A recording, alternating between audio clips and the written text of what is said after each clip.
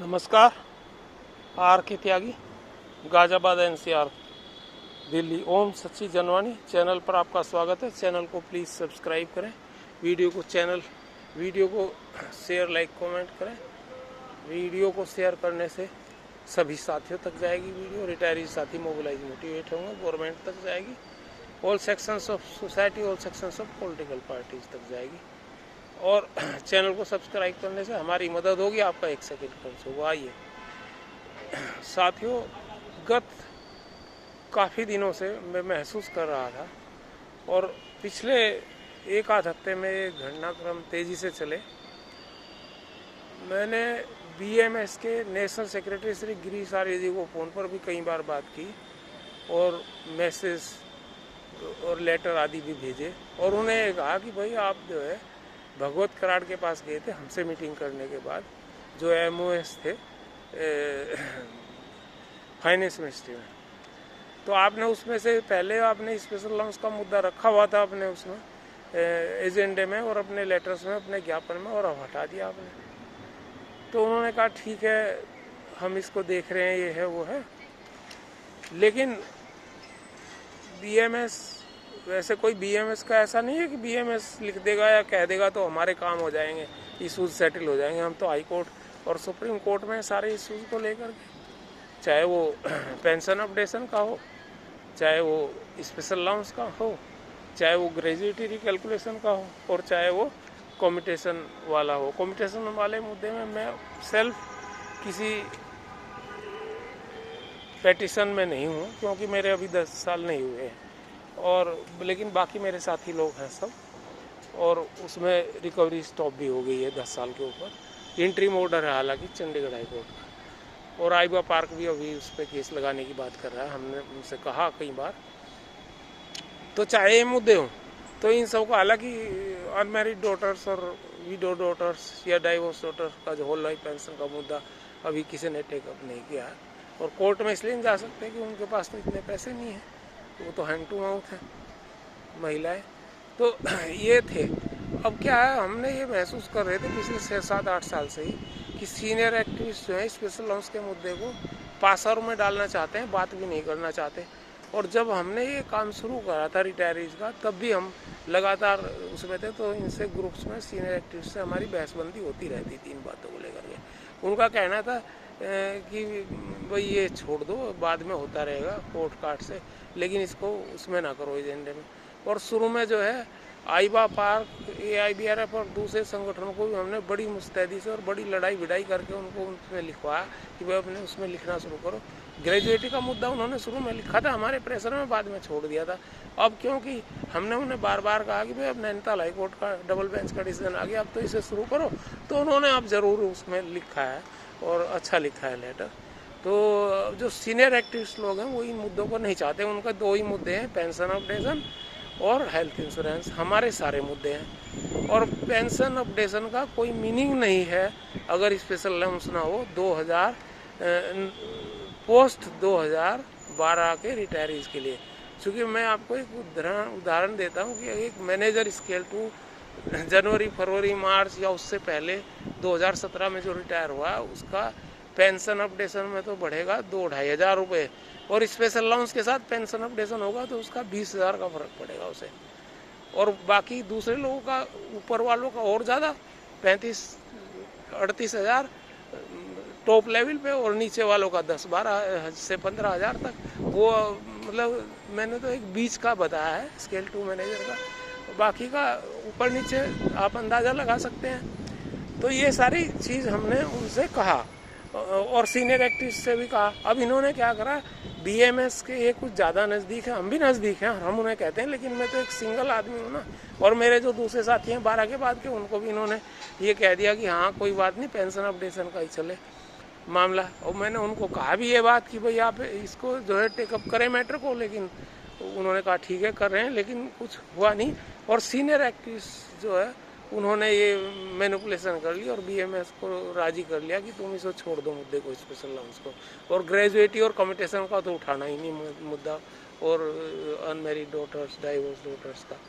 तो क्योंकि उनसे हमारी कई बार बात होती थी तो हमें भी कहते थे कि इसे छोड़ दो, इसे छोड़ दो। और कई बार जब हम रिप्रेजेंटेशन और ज्ञापन देते थे भारतीय मजदूर संघ को और बात करते थे मीटिंग्स, तो उसमें भी वो हमें कहते थे कि इसे छोड़ो, पेंशन अपडेशन का ही लो और ज़्यादा से ज़्यादा हेल्थ इंश्योरेंस का। हमें गवारा नहीं हुआ तो हमारा उनसे विवाद हो गया और वो बड़े नाराज़ हुए। हमने एक कम्युनिकेशन भी डाल दिया इस संबंध में, आपने अगर पढ़ा होगा सारे ग्रुप्स में हमने डाला था वो कम्युनिकेशन, और 2 दिन पहले, और उसमें हमने क्लियर कट लिखा कि सीनियर एक्टिविस्ट स्पेशल अलाउंस का मुद्दा नहीं चाहते कि वो चाहते हैं सिर्फ पेंशन अपडेशन, और हेल्थ इंश्योरेंस भी सेकेंडरी है उनके लिए। और वो कितने संख्या में, वो सिर्फ 22-24% ही हैं जो 2012 के बाद ही रिटायर, तो बल्कि 2016-17 के बाद रिटायर ज़्यादा हुए हैं लोग बाग। 75% रिटायरी जो हैं बैंकों के वो इसी क्लास में आते हैं। उनको तो तुम चाहते हो 75% लोगों को कोई लाभ ना हो, उन 2-2.5 हज़ार हो जाए या उससे भी कम हो जाए, क्योंकि 2017 के बाद वालों को तो 1000 ही रुपये पड़ेगा। जैसे एक्सक्रेशिया में आपने देखा, एक्सक्रेशिया जितना बढ़ा है बस इतना ही बढ़ जाएगा, किसी के 400-500-600 भी बढ़े हैं या 1000-2000 भी बढ़े। AGMओ के भी 1000 रुपये बढ़े हैं AGMs के। तो हम ये बड़ा, और मेरा सीवियर इसमें डिस्कशन हुआ, और सीवियर इसमें जो है मैंने विरोध दर्ज करा और मैंने उन सब से अपना वार्तालाप वगैरह बंद कर दिए कि भाई कोई फ़ायदा नहीं, टकराव मेरा हुआ ज़बरदस्त। मैंने कहा कोई फ़ायदा ही नहीं, हम तुम्हारे साथ रह जाएं और तुम्हारी जो है तुम आर्म ट्विस्टिंग करो हमारे साथ, तो ये पॉसिबल नहीं है। मैंने उन्हें स्पष्ट ये बात कह दिया है साथियों। तो ये मैं आप पे छोड़ता हूँ कि हमें किस हिसाब से करना चाहिए आगे, और भारतीय मजदूर संघ को इस वीडियो के माध्यम से भी रिक्वेस्ट करता हूँ। और वैसे फ़ोन पर मैं लगातार उनकी सारी टॉप लीडर से, चाहे गिरीश आर्य जी हों, श्री गिरीश आर्य जी नेशनल सेक्रेटरी फाइनेंशियल सेक्टर, चाहे रामनाथ कीनी जी वो विदेश में है इस वक्त, ये गिरीश आर्य जी भी विदेश से ही आए हैं अभी 18-20 दिन में, और वो कई महीने के लिए गए हो। रामनाथ कीनी जी जो सह प्रभारी हैं, उनसे भी मैंने कहा, और NOBW के जो जनरल सेक्रेटरी, उनसे विस्तृत वार्ता हुई, उन्हें मैंने सारी चीज़ें समझाई और बताई। उन्होंने कहा ठीक है हम टेकअप करेंगे। अब ये कह रहे हैं कि एक अलग लेटर लिख देंगे स्पेशल अलाउंस पे। अरे अलग लेटर क्या, जो मेन तुम्हारा ज्ञापन है उसमें लिखा नहीं तुमने, अलग लेटर तुम लिख दो, उसको पासर में वैसे ही पड़ जाएगा, वो पेंडिंग में पड़ जाएगा। तो हमारा इसमें विरोध है और लगातार हम विरोध करेंगे। और हमें तो पूरा विश्वास है कि हमें जो मिलेगा कोर्ट से मिलेगा। हम तो MV राव जी जो IBA के चेयरमैन है, सेंट्रल बैंक के CEO, उनको भी लगातार कहते रहते हैं, लिखते रहते हैं, मेल वगैरह भी, मैसेज व्हाट्सएप सब कुछ करते रहते हैं। DFS, prime minister, finance minister, president, Lok Sabha speaker, सबको हम कहते रहे। ओम बिरला जी को मैंने पता नहीं कितने लिखे हैं चिट्ठियाँ पहले भी, और RSS और चंद्रचूड़ जी जो हैं CGI श्री चंद्रचूड़ जी, उनको भी मैं लगातार लिखता रहता हूँ।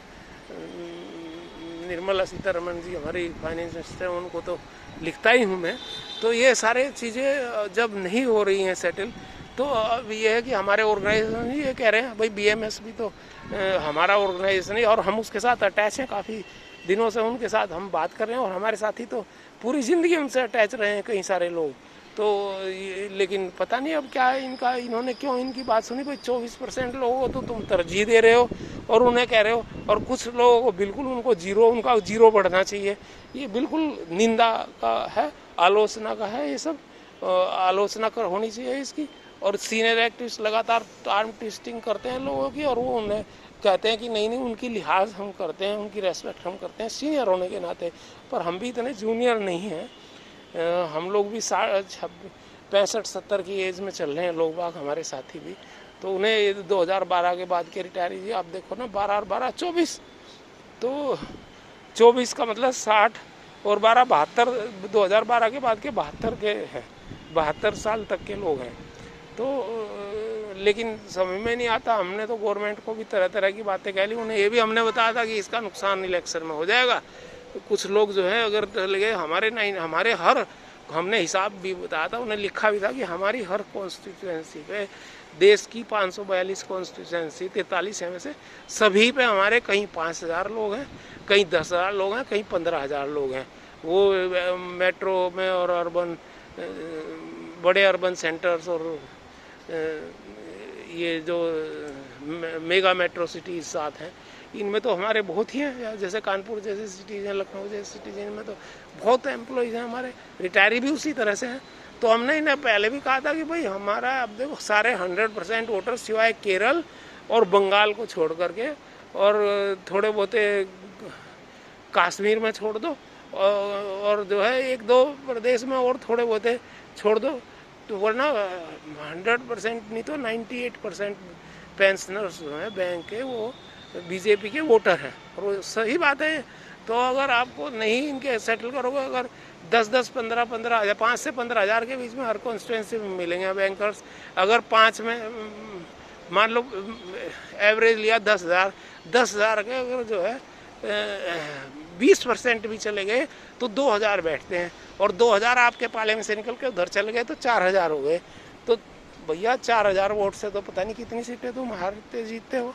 4,000, तुम तो 48 सीट से 48 सीट वोट से भी हार जीत हो रही है तुम्हारी, और 1,000, 2,000, 500 की सीटें तो अब जब हम इलेक्शन के वो सुनते हैं पता लगते हैं। और मेरे ख्याल से 2,000, 4-5 हज़ार की या 10,000 की एवरेज में जो हार जीत है वो होगी करीबन 60, 70, 80 सीटों पे, जो देश की सरकार बनाने में सहयोगी भूमिका निभाती है। तो उसे क्यों तुम नाराज कर रहे हो?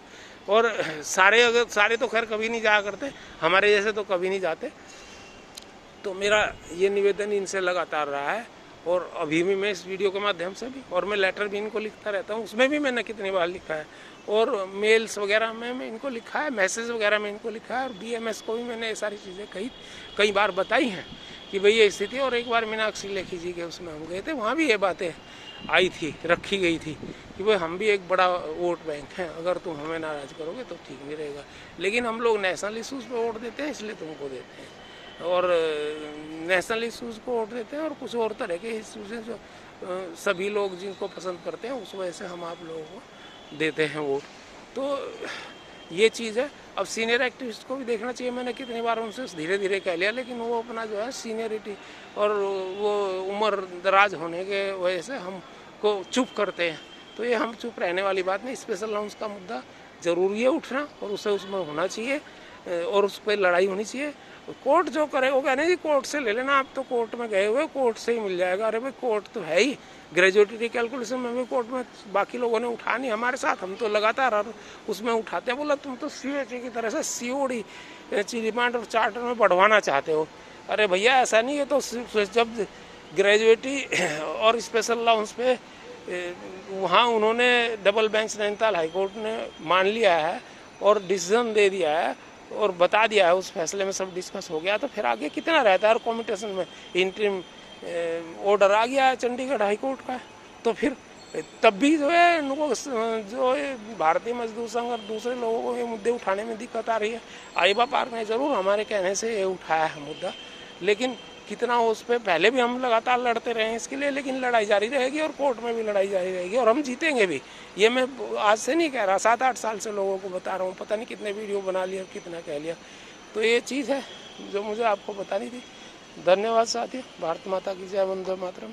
राजेश कुमार त्यागी, NCR दिल्ली गाजियाबाद, 8588988205। कोई भी सहयोग अगर चाहिए कॉल कर सकते हैं और रेस्पिरेबल है ये, आप भी हमें कोई सहयोग करना चाहें तो कर सकते हैं। थैंक्स।